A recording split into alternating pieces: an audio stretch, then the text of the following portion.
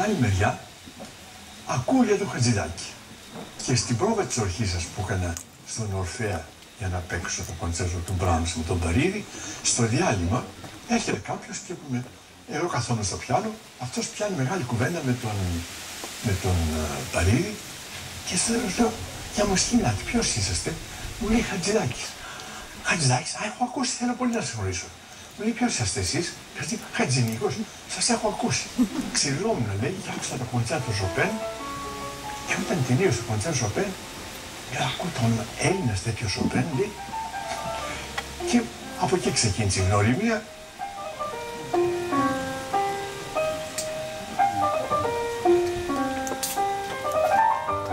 Οπότε ήρθε ακριβώς σε αυτό το σπίτι. Πιάσαμε κουβέντα και ο Χατζηδάκης, όπως ήταν παμόνιρος, έτσι κουβεντάζαμε διάφορα πράγματα και άρχισα να παίζει έτσι μέρη από την αρχιβάδα και μου λέει, ξέρετε, αυτά είναι κάτι έτσι μικροπράγματα, κάτι ελληνικά πράγματα που κάνω. Του λέω εγώ, τι είναι τα λέτε αυτά? Αυτά είναι καταπληκτικά, είναι σπουδαία έργα. Και το έπαιξα λοιπόν, το έπαιξα και στο εξωτερικό, στην Ελλάδα, δεν ξέρω πόσες φορές. Και θυμάμαι τότε η δασκάλα μου, η Σκόκου, μου λέει, ακούω πως κάνεις παρέα με τον Χατζηδάκη, μα αυτός δεν έχει πάει στα οδεία. Αυτό δεν επιτρέπεται εσύ τώρα να κάνεις αυτό. Μου λέω, αυτός δεν χρειάζεται να πάει στα οδεία. Έφυγε από τα οδεία γιατί δεν τα χρειαζόταν. Αυτός είχε άλλο δρόμο.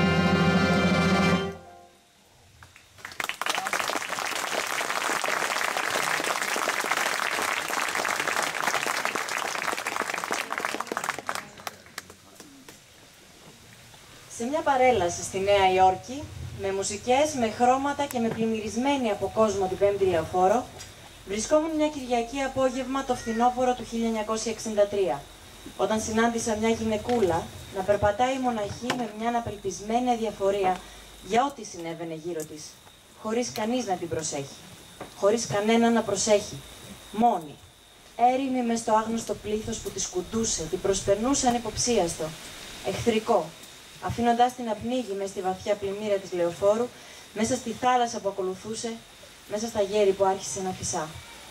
Έμεινα στυλωμένος, ο μόνος που την πρόσεξε, και έκαμα να την πάρω από πίσω, να την ακολουθήσω, και πλησιάζοντάς την να της μιλήσω χωρίς να ξέρω τι να της πω. Μα ήσαμε να αποφασίσω, την έχασα από τα μάτια μου.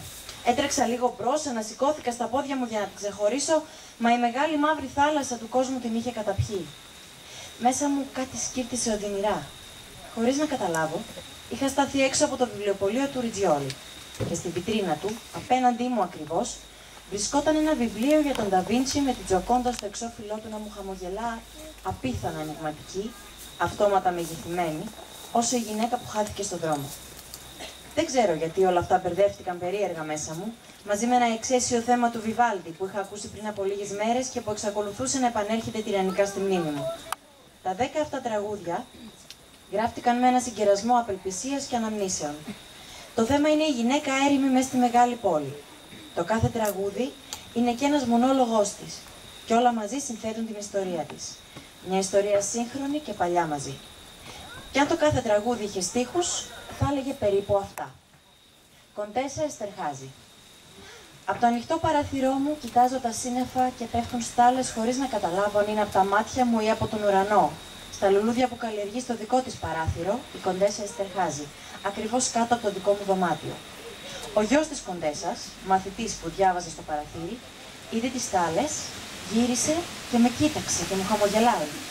Η Κοντέσα έκλεισε βιαστικά το παράθυρο, τον πήρε μέσα και του έδειξε τα σκυφροπά πορτρέτα των προγόνων του, θυμίζοντάς του πως ποτέ ένας Εστερχάζη δεν χαμογελάει στον ουρανό.